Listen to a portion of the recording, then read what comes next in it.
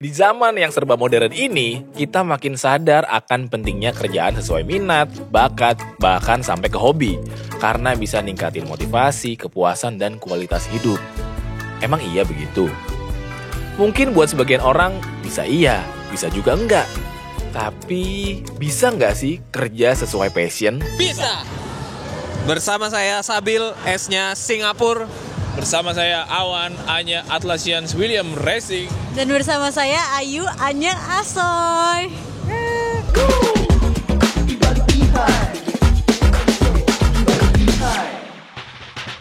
Kenalin, ini Sabil Ismail, pria asal Lampung yang sukses merantau ke Jakarta. Emang dia udah sukses. Merantaunya sih udah sukses, karirnya... Yang ini namanya Ayu Baby Kurnia, gadis cantik nan imut cerminan Gen Z masa kini. Banyak yang nanya, Baby itu nama asli apa nama palsu? Ya asli lah, makanya mukanya kayak Baby. Kalau ini gua sendiri, Awan Prasetyo. Bosen ya? Jangan dong. Video ini adalah inisiasi dari gua untuk bisa mengakuisisi audiens untuk suka F1. Muluk ya? Ya elah, namanya juga Aries. Terlalu dekat mas. Kok bisa kami bertiga ada dalam satu frame di sebuah negara maju di Asia? Singkat cerita, kami dipersatukan oleh Soccer F1 Club.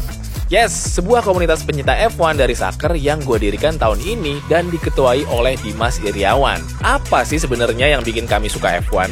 Sabil, suka F1 dari 2005 karena langganan majalah XY Kids. Singkat cerita, majalah itu pernah ngasih poster pembalap F1 gratis, yaitu Fernando Alonso. Dari situ dia suka F1. Kalau Ayu, si paling TikTok. Followers TikToknya aja hampir 10.000. Sampai pada suatu hari, ia terpapar konten F1 yang ngejelasin kenapa leher pembalap F1 itu gede-gede. Dari situ, dia jadi suka F1. Kalau gua, dari dulu emang si paling F1. Fans berat Ralf Schumacher dari Williams F1 Team sejak 2002. Bahkan gua sempet beli tiket buat nonton F1 di Vietnam tahun 2020, tapi gagal karena pandemi. Tahun 2023 akhirnya gua dan Dimas pertama kalinya nonton F1 di Singapura. Nah, tahun 2025 awal tahun 2025, gue ngechat teman gue Adit yang kerja di Gulf Oil Indonesia. Tahun ini berangkat ke Singapura? Berangkat Wan, tapi gue masih sama distributor. Tengah tahun gue tanya lagi dong, nice try Dit, masih sama jalan, nggak sama media-media? Enggak Wan, masih plan A sama distributor. Udah gue beli sendiri aja deh. Akhirnya gue beli tuh tiket F1, tiket pesawat, hotel, dan lain-lainnya. Nah, gue bilang sama Adit, gue udah beli semua-semuanya ya. Ntar gue pengen dong ikut meet and greet-nya di Singapura. Oke Wan, aman gitu. Nah, sebenarnya itu gue pengen banget ngajak anak-anak soccer yang emang suka F1 buat nonton F1 Singapura. Tapi semuanya tuh mahal banget. Tapi ternyata gue kan basa-basi dong sama Adit, Dit, ngobrol yuk. Nah, akhirnya Adit ngasih kabar baik. Dia bilang bahwa ternyata ada 2 tiket buat Vindes dan Soccer. Gue langsung kabarin Sabil dan Dimas, itu hari Rabu. Rabu sorenya gue kabarin Sabil sama Dimas. Kamis paginya Sabil, Dimas, Awan, Muti meeting. Kamis siangnya kirimlah ke Adit. Cerita Soccer ini mirip kayak cerita Williams di F1. Bayangin, dari 2017 sampai 2022, performanya tuh jelek banget. Beberapa kali jadi tim terbawah, padahal Williams itu salah satu tim tersukses di F1. Nah, tahun 2023 itu jadi titik balik Williams sebenarnya. Mereka merekrut James Vowles sebagai tim prinsipal yang udah sukses menangin banyak gelar di Mercedes. Fokusnya James bahkan langsung ke 2026. Disitulah Williams makin baik dari segi performa mobil dan tim. Di tahun itu juga, Gulf Oil jadi sponsor Williams karena percaya sama pengembangan jangka panjangnya dan mendukung misi Williams untuk balik lagi jadi tim papan atas. Sama kan kayak Gulf Oil yang mendukung misi Soccer F1 Club? Akhirnya tahun 2025 kami berangkat lagi barengan sama Gulf Oil Indonesia. Karena jatah kantor cuma 2, gantian deh giliran Sabil dan Ayu yang berangkat. Sebenarnya sih Sabil sama Dimas, tapi Dimas gak mau ninggalin kerjaannya. Terbaik. Tentunya kita juga berangkat barengan sama rombongan distributor dan partner dari Gulf Oil Indonesia. Ini nih yang namanya Adit. Dia lagi ngasih tiket buat kita meet and greet sama Alex Albon. Hari pertama Grand Prix Singapura. Gimana Pak Adit? Ini kita udah dapat gelang ya? Iya, Jangan sampai hilang gelangnya. Ini nanti bakal ketemu Alex Albon pakai ini kita soalnya. Yes, jadi jam 1 siang nanti kita akan meet and greet bareng Alex Albon. Sebenarnya gue berharap banget Carlos Sainz dan banyak banget Vivien Dennis juga pengennya Carlos Sainz, cuma kayaknya dia lagi fokus banget ya. Bener, gue pun gitu karena sampai tadi malam aja dapat kabar dari tim Williams tuh Carlos bener-bener nggak bisa datang. Kemarin aja media day itu cuma James Vowles doang sama Alex Albon yang bisa muncul.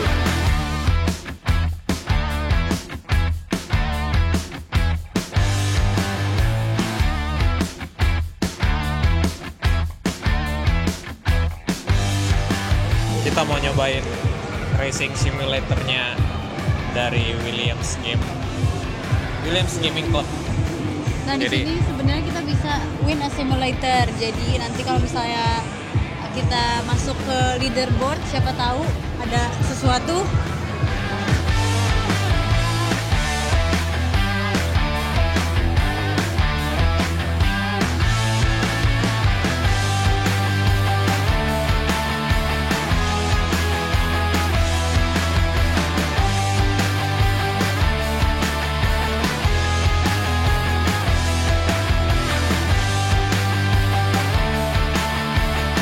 Itu udah sampai sekarang di ASBSD, makanya kita mau meet and greet sama Alex Albon di ASBSD. Iya. Ini di Gias ya, Alex Albon. Setelah nunggu cukup lama, akhirnya Alex datang dengan wajah yang baru bangun itu. Akhirnya bisa ketemu Alex Albon. Bahkan gue sampai nanya ke Alex. Alex, you coming all the way down to Singapore as a home hero because you have a big amount of fans here, especially for Southeast Asia. How you can absorb that energy and feeling and excitement for you to boost your performance in qualifying and the race?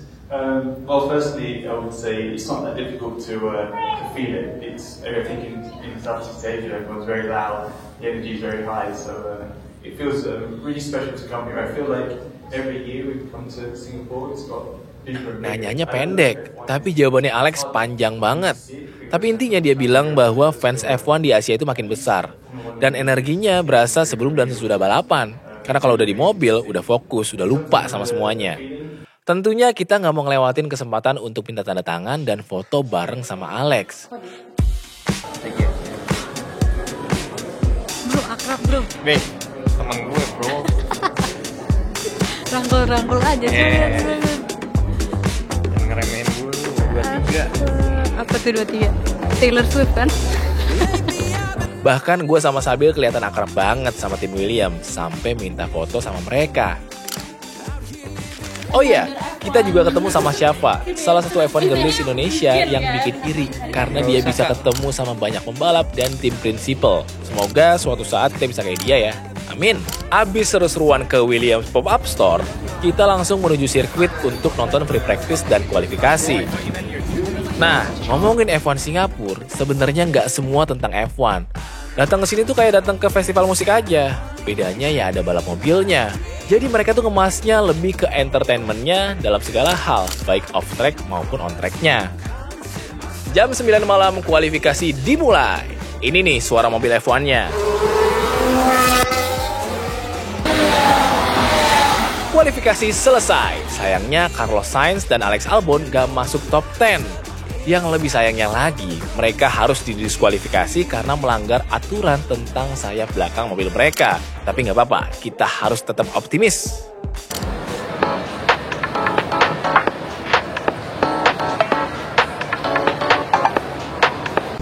Jam 2:15 mau coba ke pedok SN10. Lihat aku. Inilah suasana jelang gate dibuka. Banyak banget yang udah ngantri, bahkan sampai tumpah-tumpah ke dalam mall. Hai Vivien Dades, sekarang kita udah di hari ketiga. Yes. Ini waktunya kita nonton race-nya. Kemarin udah free practice, kemarin udah kualifikasi.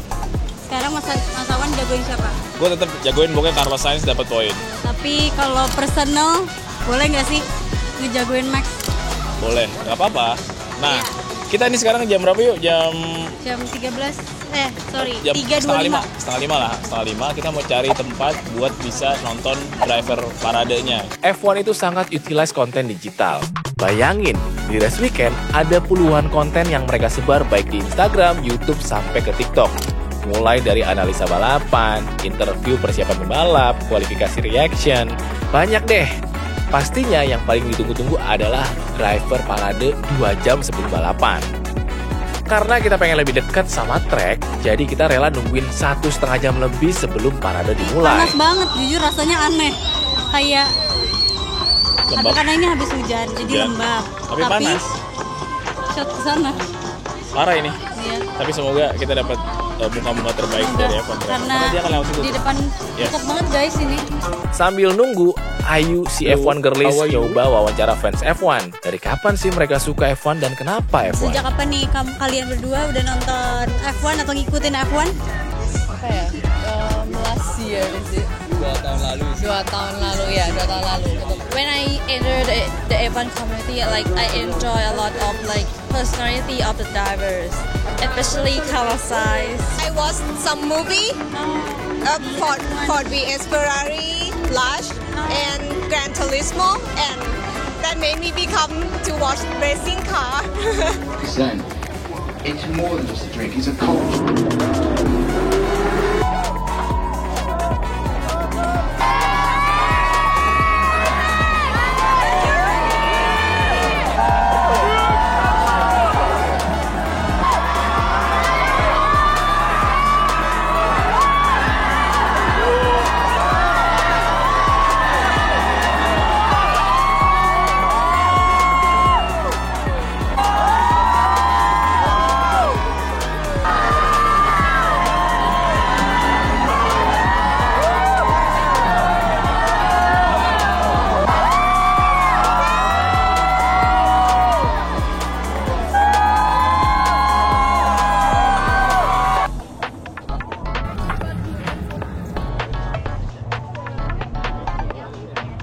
Ini adalah sebuah tips ketika teman-teman pengen beli merchandise di F1 ya. Harus cari merchandise yang memang adanya di butik, di mall-mall gitu biar murah. Kalau di pop-up store, itu pasti harganya di markup, bisa 20 SGD lebih mahal, 30 SGD sampai 50 SGD. Rata-rata di sini merchandise-nya harganya 190. Itu buat polo shirt, terus ada 160. Yang buat limited edition itu harganya bisa sampai hampir 300. Jaket-jaketan 420 SGD. Jadi mahal banget guys.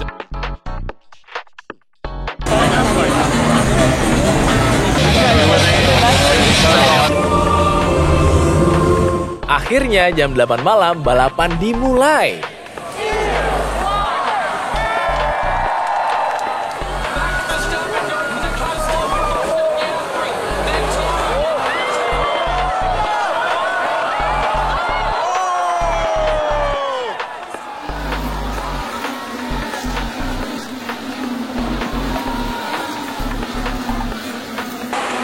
Gak berasa 62 lap akhirnya kelar.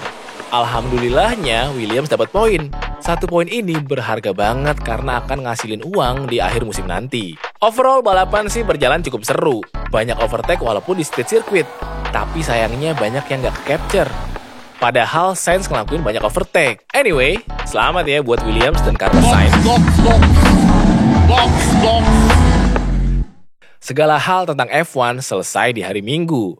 Seninnya kita ada kunjungan ke pabriknya Gulf Oil di Singapura, tempat mereka produksi pelumas untuk didistribusiin ke seluruh dunia. Tuh lihat, tangkinya gede banget ya. Tur ke pabrik golf bersama anak-anak dari TK Aisyah. Ini dia muridnya. Halo adek. Ternyata banyak banget checklist dan bucket list tahun ini yang belum tercapai. Kita punya plan untuk bisa nungguin pembalap di hotel kayak tahun 2023.